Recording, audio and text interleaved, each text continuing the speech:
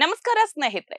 ಮಂಗಳೂರಿನಲ್ಲಿ ಈಗ ಅಕ್ರಮ ಬಾಂಗ್ಲಾದೇಶಿಗರ ನೆಪದಲ್ಲಿ ಕಾನೂನನ್ನ ಕೈಗೆತ್ತಿಕೊಳ್ಳೋದಕ್ಕೆ ಹೊರಟಿರುವ ಶಕ್ತಿಗಳಿಗೆ ಮಂಗಳೂರಿನ ನಗರ ಪೊಲೀಸ್ ಕಮಿಷನರ್ ಸುಧೀರ್ ಕುಮಾರ್ ರೆಡ್ಡಿ ಅವರು ಕಾನೂನಿನ ಸರಿಯಾದ ಪಾಠವನ್ನ ಮಾಡಿದ್ದಾರೆ. ಹೌದು, ಕೊಲೆ ಪ್ರಕರಣದ ಆರೋಪಿ ರಾಷ್ಟ್ರ ರಕ್ಷಣಾ ಪಡೆಯ ಸಂಚಾಲಕ ಪುನೀತ್ ಕೆರೆಹಳ್ಳಿ ಮಂಗಳೂರು ಪೊಲೀಸರು ಕ್ರಮ ಕೈಗೊಳ್ಳದಿದ್ರೆ ಬೆಂಗಳೂರಿನ ಮಾದರಿಯಲ್ಲಿ ನಾವೇ ಕಾರ್ಯಾಚರಣೆಯನ್ನ ಮಾಡ್ತೀವಿ ಅಂತ ನೀಡಿರುವ ಬೇಜವಾಬ್ದಾರಿ ಹೇಳಿಕೆಗೆ ಕಮಿಷನರ್ ಖಡಕ್ ಆಗಿ ತಿರುಗೇಟನ್ನ ನೀಡಿದ್ದಾರೆ. ಸಮಾಜದಲ್ಲಿ ಶಾಂತಿ ಕದಡೋದಕ್ಕೆ ಯತ್ನಿಸುವಂತಹ ಇಂತಹ ಪ್ರಚೋದನಾಕಾರಿ ನಾಯಕರಿಗೆ ತಕ್ಕ ಶಾಸ್ತಿ ಮಾಡೋದಕ್ಕೆ ಪೊಲೀಸ್ ಇಲಾಖೆ ಸಜ್ಜಾಗಿದೆ. ಕಮಿಷನರ್ ಸುಧೀರ್ ಕುಮಾರ್ ರೆಡ್ಡಿ ಅವರು ಅತ್ಯಂತ ದಕ್ಷತೆ ಮತ್ತು ಕಾನೂನಾತ್ಮಕ ತಿಳುವಳಿಕೆಯಿಂದ ಈ ಪರಿಸ್ಥಿತಿಯನ್ನ ನಿಭಾಯಿಸಿದ್ದಾರೆ. ಅಂದ್ರೆ ಅಕ್ರಮವಾಗಿ ವಾಸಿಸ್ತಾ ಇರುವ ಬಾಂಗ್ಲಾದೇಶಿಗಳ ಬಗ್ಗೆ ಮಾಹಿತಿ ಇದ್ರೆ ಪೊಲೀಸರಿಗೆ ನೀಡೋದಕ್ಕೆ ಸಾರ್ವಜನಿಕರನ್ನ ಸ್ವಾಗತಿಸಿರುವ ಅವರು ಕಾನೂನು ಸುವ್ಯವಸ್ಥೆ ಕಾಪಾಡೋದು ಇಲಾಖೆಯ ಕರ್ತವ್ಯ ಅನ್ನೋದನ್ನ ಸ್ಪಷ್ಟಪಡಿಸಿದ್ದಾರೆ.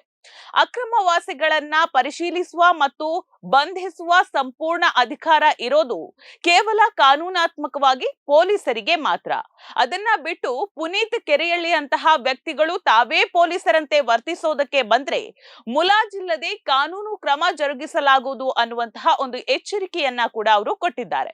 ಹಾಗಾದ್ರೆ ಅಸಲಿಗೆ ಆಗಿದ್ದೇನು ಅಂತ ಹೇಳಿದ್ರೆ, ಬೆಂಗಳೂರಿನಲ್ಲಿ ಗೋರಕ್ಷಣೆಯ ವೇಳೆ ನೀಡಿದ ಹೇಳಿಕೆ ಪ್ರಕರಣಕ್ಕೆ ಸಂಬಂಧಪಟ್ಟಂತೆ ಪುನೀತ್ ಕೆರೆಹಳ್ಳಿ ಬುಧವಾರ ಮಂಗಳೂರಿನ ಉರ್ವಾ ಪೊಲೀಸ್ ಠಾಣೆಗೆ ವಿಚಾರಣೆಗೆ ಹಾಜರಾಗಿದ್ದ.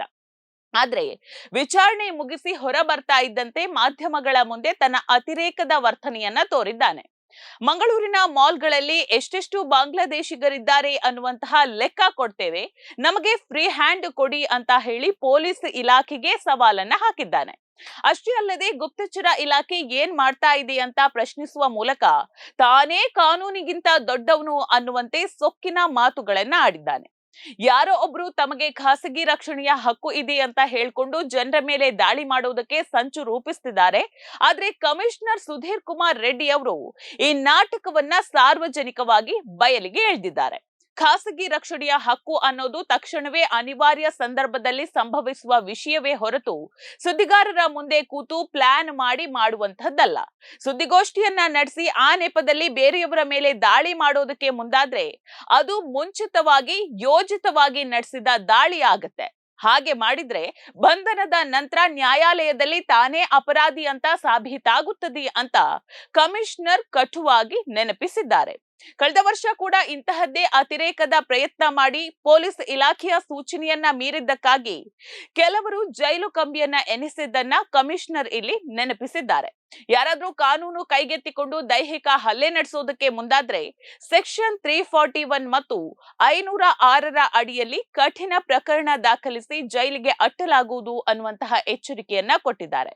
ವೀಕ್ಷಕರೇ, ನಮ್ಮ ಸಮಾಜಕ್ಕೆ ಬೇಕಾಗಿರೋದು ದಕ್ಷ ಪೊಲೀಸರ ಕಾನೂನು ಪಾಲನೆಯೇ ಹೊರತು ಪುನೀತ್ ಕೆರೆಹಳ್ಳಿ ಅಂತಹ ಆರೋಪಿಗಳ ರೌಡಿಸಂ ಅಲ್ಲ.